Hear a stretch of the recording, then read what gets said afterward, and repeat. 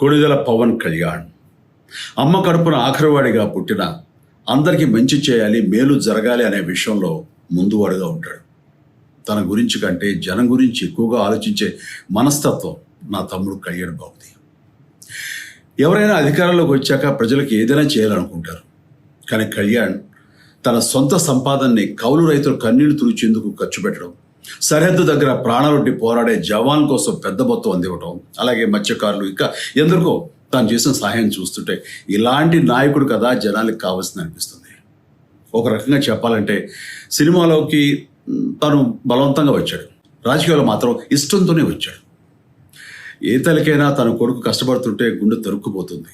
అలాగే ఏ అన్నకైనా తన తమ్ముడు అనవసరంగా మాటలు పడుతుంటే బాధ వేస్తుంది. అలా బాధపడుతున్న నా తల్లికి ఈ అన్నయ్యగా ఒక మాట చెప్పాను. నీ కొడుకు ఎంతోమంది తల్లుల కోసం, వాళ్ళ బిడ్డల భవిష్యత్తు కోసం చేసే యుద్ధం అమ్మా ఇది. మన బాధ కంటే అది ఎంతో గొప్పది అన్నాను. అన్యాయాన్ని ఎదిరించకుండా మౌనంగా ఉండే మంచివాళ్ళ వల్లనే ప్రజాస్వామ్యం మరింత నష్టం అని నమ్మి జనం కోసం జన సైనికుడు అయ్యాడు. తాను బలంగా నమ్మిన సిద్ధాంతం కోసం తన జీవితం రాజకీయాల్లోకి అంకితం చేసిన శక్తిశాలి పవన్ కళ్యాణ్. ప్రజల కోసం, రాష్ట్ర భవిష్యత్తు కోసం ఆ శక్తిని వినియోగించాలి అంటే చట్టసభలో అతని గొంతు మనం వినాలి. జనమే జయను నమ్మే జనసేనాని ఏమి చేయగలడో చూడాలంటే మీరు పిఠాపురం ప్రజలు కళ్యాణ్ని గెలిపించాలి.